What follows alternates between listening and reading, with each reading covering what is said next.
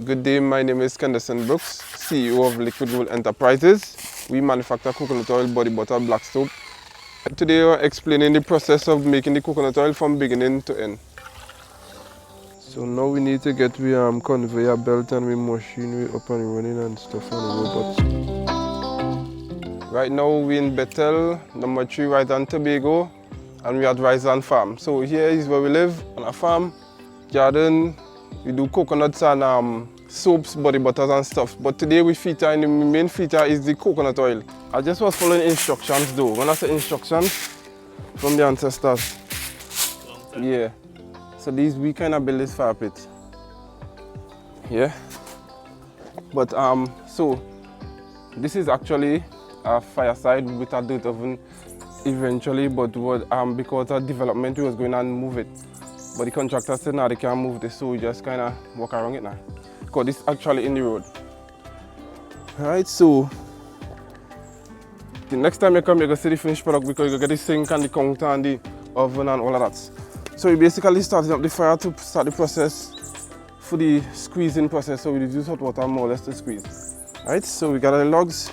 We don't cut them up already, had them stored. So it's just a transfer. Alright.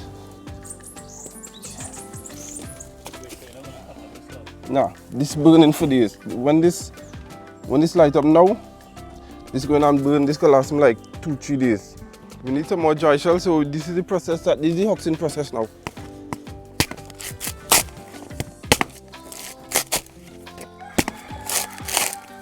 This is a long time way, but the more use a hoe. But I developed the art of using a pickaxe or a mattox. Take the shell.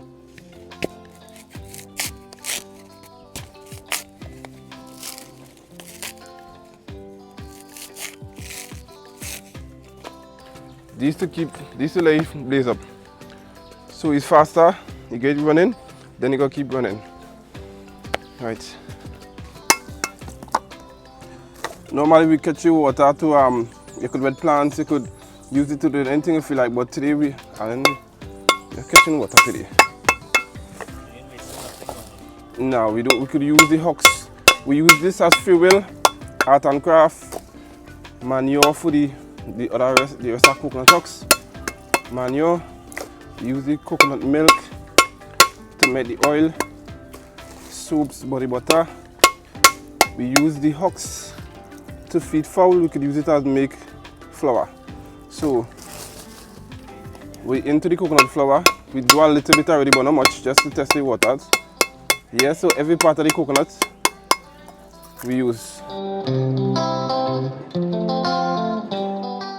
Indigenous to Liquid Gold Enterprises because the original coconut blade, the mill, would have been 3 times the size of this. You could have only processed the big coconut alone.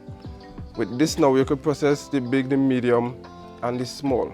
So you actually manufacture? Yeah, I redesigned it, remodel it. Well, we modify the blade.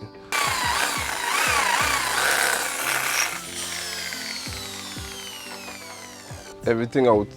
And the difference with the machine, why this withstand the time, is because of the agility, very agile. You don't have no weight because you would have to hold the drill. I think if you could prop up the drill, it stagnant or stationary. So it's more, you understand? So the cord itself embrace some of the shock on the hand, and it's just like different. So you have some features that you wouldn't see nowhere else. That is indigenous to Liquid Gold Enterprises. So this is why we know we're on the right track.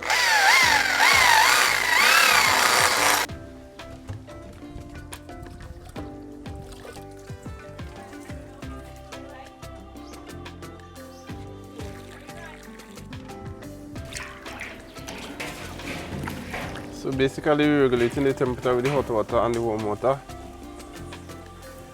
The room temperature water hit here.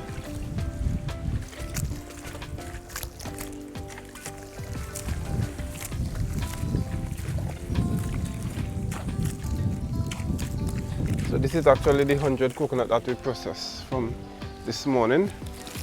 The grate time process. We're now into the squeezing process. We put it set for like 2 hours. And then we boil it.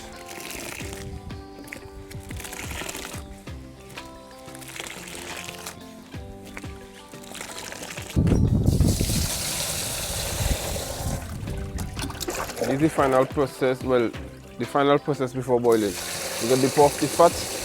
We use a transparent container, although it's not clear, transparent, still you could see how much come up and how much to dip out and stuff. Because the milk is separate from the extra water.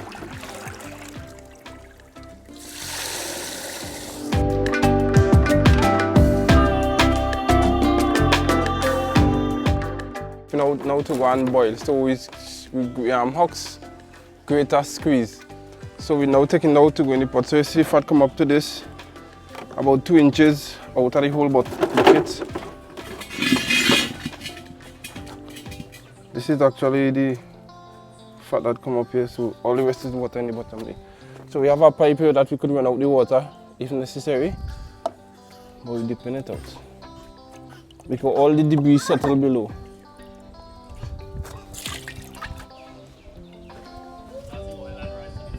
Right, this is oil, but it's still a moisture in it, so that we're going to boil out now.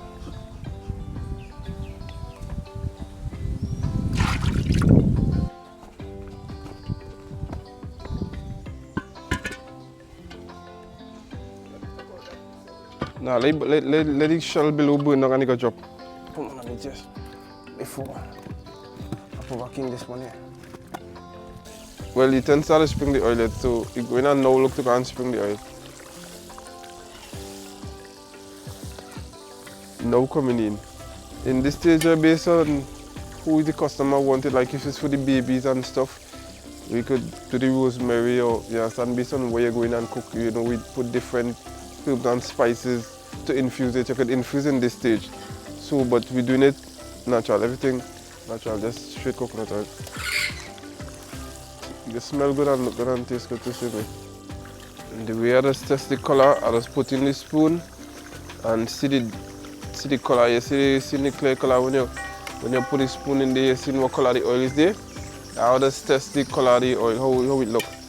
And it's still at the strong scent, and this is where the plus is. So we got the cooking oil finish, even better looking than some of the cooking oil on the shelf. So we have the cooking oil finish with the coconut flavor and taste. That is a plus. Now you're gonna reach some of the oil looking clear, it wouldn't smell strong because they wouldn't burn it to this, or the temperature wouldn't be regulated. Temperature have a lot to do with the color, the consistency. It's temperature. If you're burning too much, you're going to burn for sure. If not, but not maybe. But the good thing about when you burn it is circle right. So what we're seeing here, what we're seeing actually is the stage where you almost completed. You're getting the aroma, but you see these bubbles? This bubble is a signal that the oil is coming in. Normally, you're going to see sugar flies start to come, that the ancestors will come until it's ready. You understand? So now it's night, they're going to really come, like more during the day, you're going to find they're going to come out. Or in the dry season when they're out, right? That is a sign of showing. The next sign to show that it really is finished, it's almost finished. Whatever I need to start to float. You see all of this will float in here?